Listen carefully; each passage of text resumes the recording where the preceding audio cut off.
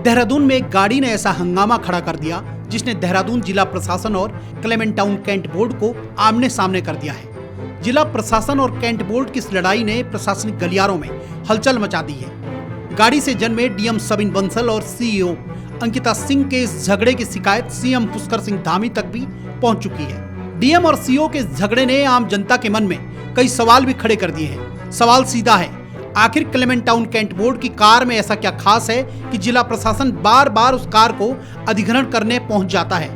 देहरादून के Clement town cantt board के CEO Ankita Singh और जिला प्रशासन के बीच वाहन अधिग्रहण को लेकर अब विवाद खुलकर सामने आ गया है। सोमवार को एक बार फिर सिटी मजिस्ट्रेट, तहसीलदार, एआरटी और पुलिस बल के साथ जिला प्रशासन की टीम कैंट बोर्ड के कार्यालय पहुंची। सीईओ अंकिता सिंह ने गाड़ी देने से इनकार करते हुए प्रशासन की टीम से सीधा और तीखा सवाल पूछ लिया, इन दिनों देहरादून में ऐसी क्या आपात स्थिति है? अंकिता सिंह इतने से भी नहीं रुकी। उन्होंने साफ शब्दों में कहा कि अगर जिला प्रशासन को वाहन की आवश्यकता है तो कैंट बोर्ड उन्हें किराए पर वाहन उपलब्ध करा सकता है, लेकिन बोर्ड का सरकारी इकलौता वाहन देना संभव नहीं है। आपको बता दें कि ये पहला मौका नहीं है। इससे पहले भी प्रशासन की टीम रात के समय सीईओ के आवास पर पहुंची थी, लेकिन तब भी कानूनी सवालों के आगे टीम को बैरंग वापस लौटना पड़ा था। इस बार तो टीम ने वाहन अधिग्रहण का नोटिस व्यक्तिगत रूप से सीईओ अंकिता सिंह से रिसीव भी करवाया, लेकिन नतीजा वही रहा। प्रशासन की टीम को एक बार फिर निराशा हाथ लगी। कैंट बोर्ड की सीईओ अंकिता सिंह ने UP motor vehicle emergency act 1947 की वैधता पर भी सीधा सवाल खड़ा कर दिया। उन्होंने पूछा, कानून उत्तराखंड में कब और किसके आदेश से लागू हुआ है? उनका तर्क साफ है, कैंट बोर्ड के पास केवल एक ही वाहन है जिससे पूरे क्षेत्र के प्रशासनिक और जनहित के काम चलते हैं। ऐसे में उसे देना न तो व्यावहारिक है और न ही कानूनी।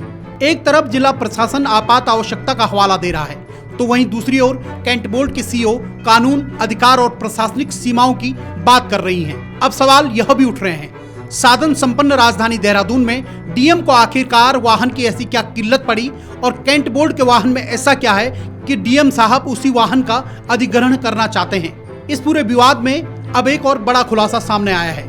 अपने कड़े फैसलों को लेकर अक्सर चर्चाओं में रहने वाले देहरादून के जिलाधिकारी सबिन बंसल इस बार किसी फैसले को लेकर नहीं बल्कि एक शिकायत को लेकर सुर्खियों में हैं। दरअसल डीएम सबिन बंसल के द्वारा बुलाई गई एक अहम बैठक कैंटोनमेंट बोर्ड क्लेमेंट टाउन की सीईओ अंकिता सिंह मौजूद नहीं रही। बताया जा रहा है कि सीईओ की अनुपस्थिति से नाराज डीएम सबिन बंसल ने उनके सरकारी वाहन, जो कि रक्षा मंत्रालय की संपत्ति है, उसे जब्त करने के लिए आरटी और पुलिस की टीम उनके घर भेज दी थी। यही से मामले ने और ज्यादा तूल पकड़ा और सीईओ अंकिता सिंह ने इस कार्रवाई को मानसिक उत्पीड़न, अधिकार क्षेत्र में अतिक्रमण और जेंडर डिस्क्रिमिनेशन बताते हुए सीधे मुख्यमंत्री पुष्कर सिंह धामी को पत्र लिख दिया। उन्होंने पत्र में लिखा कि एक महिला अधिकारी के घर रात में पुलिस और आरटीओ की टीम भेजना हिटलरशाही मानसिकता को दर्शाता है। उन्होंने यह भी कहा कि न देश में और न ही प्रदेश में कोई आपातकाल लागू है, फिर भी इमरजेंसी पावर एक्ट का इस्तेमाल क्यों किया गया? सीईओ ने साफ किया कि वह केंद्रीय रक्षा मंत्रालय के अंतर्गत एक स्वायत्त संस्था में कार्यरत हैं, जिसका कार्यक्षेत्र जिलाधिकारी का अधिकार क्षेत्र से अलग है। ऐसे में रक्षा मंत्रालय के वाहन को जब्त करने का अधिकार जिला प्रशासन के पास नहीं है। इस पूरे मामले पर डीएम सबिन बंसल तो सामने नहीं आए, लेकिन डीएम कार्यालय से एक स्पष्टीकरण नोट जरूर जारी किया गया है, जिसमें कहा गया कि भारत सरकार के गृह मंत्रालय द्वारा जिलाधिकारी को प्रमुख जनगणना अधिकारी नामित किया गया है।